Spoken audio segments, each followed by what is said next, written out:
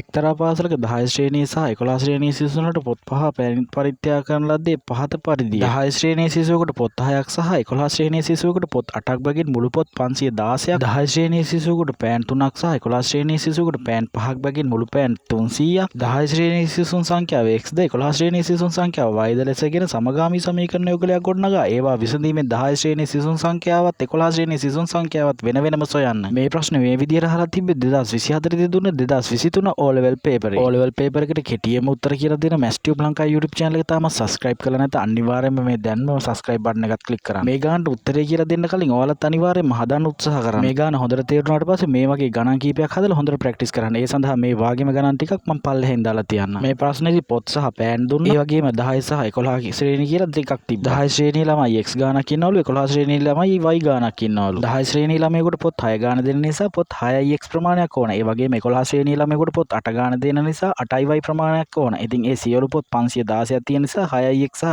8යි y එකතු කරලා අපිට 516ට සමාන කරන්න පුළුවන්. අන්න ඒ විදිහට පළවෙනි සමීකරණය අපිට ගන්න පුළුවන්. 6යි x ධන 8යි y සමානයි 516. ඊළඟ ප්‍රශ්නේ අපි ගොඩනගමු පෑන් ආශ්‍රිතව. 10 ශ්‍රේණියේ ළමයෙකුට පෑන් 3 ගානේ 3යි x ප්‍රමාණයක් යනවා. 11 ශ්‍රේණියේ ළමයෙකුට පෑන් 5 ගානේ 5යි y ප්‍රමාණයක් යනවා. එහෙනම් ඉතින් අපිට ගන්න පුළුවන් 3යි x 5යි y එකතු කරලා 300ට සමාන කරලා. එහෙනම් දෙවෙනි සමීකරණය අපිට එනවා 3යි x ධන 5යි y සමානයි 300යි කියලා. දැන් අපිට සමීකරණ දෙකක් තියෙනවා. නමුත් එකකවත් සංගුණක සමාන නැහැ. ඒ නිසා අපි දෙවෙනි සමීකරණය දෙකෙන් වැඩි කරගන්නවා x ගේ සංගුණකේ සමාන කරගන්න. මොකද x ට දෙවෙනි සමීකරණේ තියෙන්නේ 3 නිසා. එහෙනම් දෙකෙන් වැඩි කරපුවාම අපිට එනවා 6යි x ධන 10යි y සමානයි 600යි. ඉතින් ඒක යටින්ම මම ඉහත එක කියන සමීකරණෙත් ලියා ගන්නවා. ඒතකොට 1යි x ධන 8යි y සමානයි 516යි. 3 කියන සමීකරණයෙන් 1 කියන සමීකරණය අඩු කරනවා. එතකොට ඔයාලට පේනවා 6යි x 6යි x ට කැපිලා යනවා. කෙලින්ම 10යි y වලින් 8යි y අඩු කරපුවාම 2යි y සහ 600න් 516ක් අඩු කරපුවාම 84යි. 2යි y සමානයි 84යි.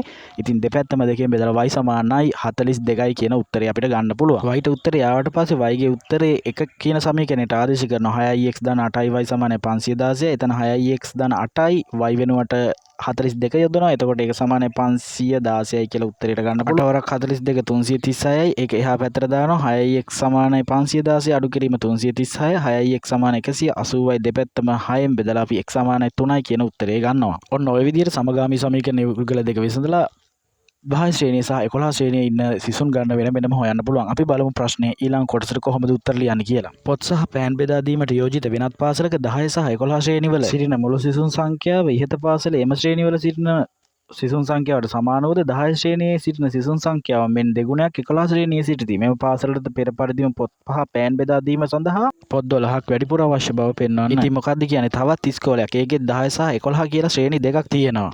මොකද්ද මේකේ විශේෂත්වය? 10 ශ්‍රේණියේ සිටින සිසුන් ගානවා වගේ දෙගුණයක් 11 ශ්‍රේණියේ සිටිනවා. ඒ නිසා අපි 10 ශ්‍රේණියේ සිටින සිසුන් ගන්න x ලෙස ගමු. එහෙනම් 11 ශ්‍රේණියේ සිටින සිසුන් ගන්න 2x වෙනවා. අන්න ඒ x සහ 2x දෙන්නම සමාන වෙනවා 72ට. මොකද්ද මේ 72 කියන්නේ? 72 කියන්නේ කලින් ඉස්කෝලේ 10 ශ්‍රේණියේ සහ 11 ශ්‍රේණියේ සිටපු මුළු ළමයි එකතුවට. මතකයක් තියෙන 10 ශ්‍රේණියේ ළමයි 30ක් හිටියා 11 ශ්‍රේණියේ ළමයි 42ක් හිටියා. ඒ දෙගොල්ලන්ගේ එකතුව තමයි 72 කියන්නේ. ඒ 72 ඉතින් අපි x ධන 2x ට සමාන කරනවා. x ධන 2x සමාන 72යි.